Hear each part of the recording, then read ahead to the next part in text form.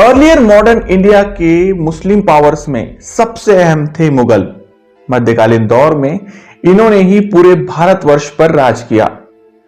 जब पुर्तगाली भारत पहुंचे तब उन्होंने भारत के पश्चिमी तट पर अपना व्यापार बढ़ाना शुरू कर दिया। उनकी सबसे बड़ी ताकत थी उनके मजबूत पानी के जहाज। इसी के सहारे वे व्यापार के मामले में यूरोप की सबसे बड़ी पावर बनते जा रहे थे। पुर्तगालियों की ये मोनोपोली आगे चलकर कितनी महंगी पड़ सकती है, इसके बारे में मुगल कभी सोच ही नहीं पाए। मगर उस वक्त भारतवर्ष में एक ऐसी ताकत थी जो इस परेशानी को भाप सकती थी। नाम छत्रपति शिवाजी। जी हाँ, ये वही छत्रपति शिवाजी महाराज हैं जिन्होंने वक्त रहते समंदर की ताकत को पहचाना और अपनी सेना में एक स्पेशल नेवल फोर्स का गठन किया। यह भारत के ही नहीं बल्कि पूरी दुनिया की पहली नेवल फोर्स थी। यही वजह है कि शिवाजी महाराज को आज भी द फादर ऑफ नेवी कहा जाता है। तो कैसे हुआ था इस फोर्स का गठन, क्यों की गई थी इसकी शुरुआत और कैसे बनी ये दुनिया की सबसे बड़ी नेवल फोर्स, जानेंगे आज के इस पर्टिकुलर वीडियो में। आज के मुंबई से लगकर मुरुड के एक इलाके के पास एक फोर्ट यानी किला है, नाम जंजीरा।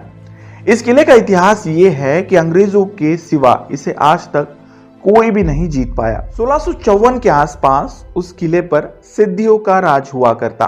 तो सवाल यह उठता है कि ऐसी कौन सी बात थी कि यह किला सालों तक अजेय रहा।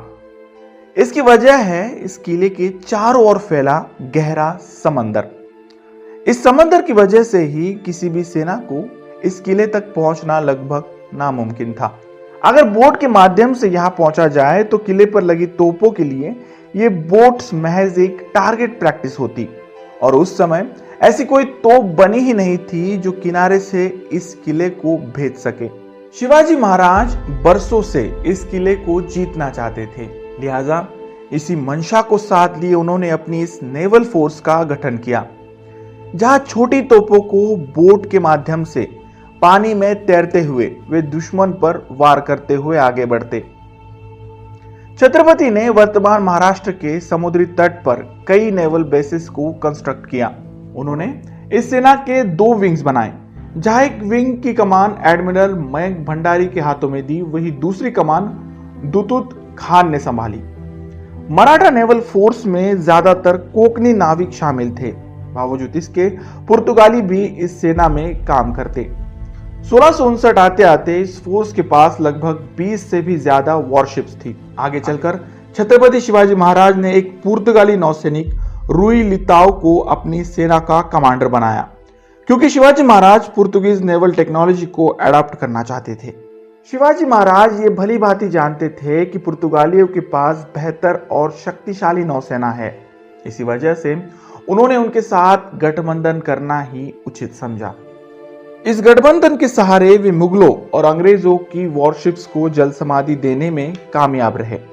1679 में जब शिवाजी ने खंडेरी बीच को अनेक्स किया, तब जवाबी कार्रवाई में अंग्रेजों और सिद्दी ने उन पर कई हमले किए। बावजूद इसके वे मराठाओं की इस तगड़ी नौसेना को परास्त करने में नाकामयाब रहे। 1680 में छत्रपति शिवाजी महाराज के जाने के बाद उनके बेटे छत्रपति संभाजी स्वराज के अगले राजा बने। वे संभाजी महाराज ही थे जिनके समय मराठाओं ने सबसे ज्यादा समुद्री लड़ाइयां लड़ी। उनके समय मयंक भंडारी, दरिया सारंग और दौलत खान जैसे अनुभवी मराठा नेवी के एडमिरल थे।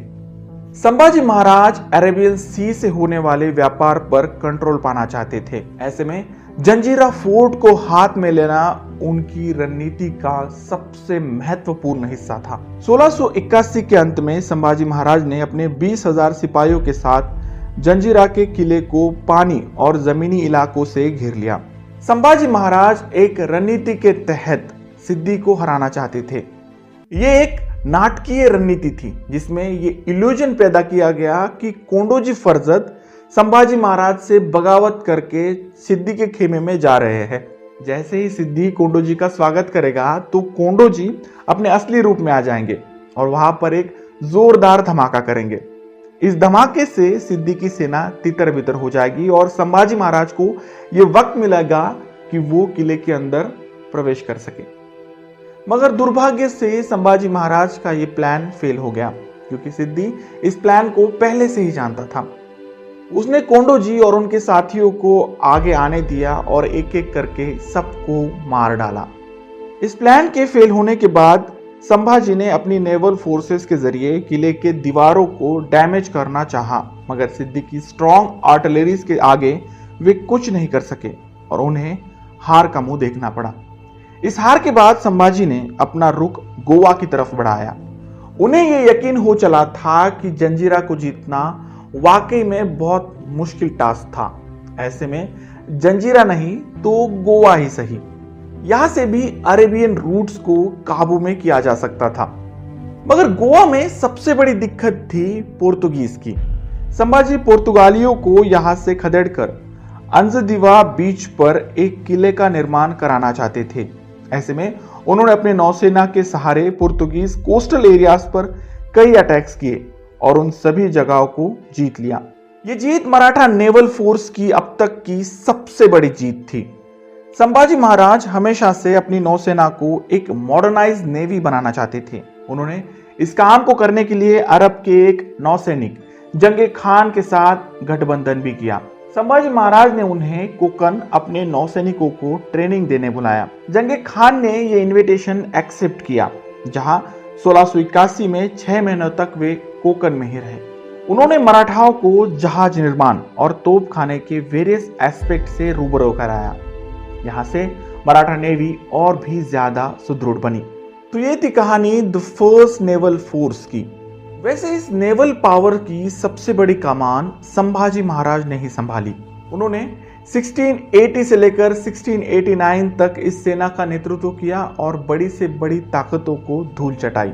वैसे आगे चलकर उन्हें मुगलों के हाथों शिकस्त मिलने की वजह से गोवा को छोड़ना पड़ा, मगर अभी भी तारापुर और उत्तरी कर्नाटक का बहुत सा इलाका उनकी नौसेना का ही था।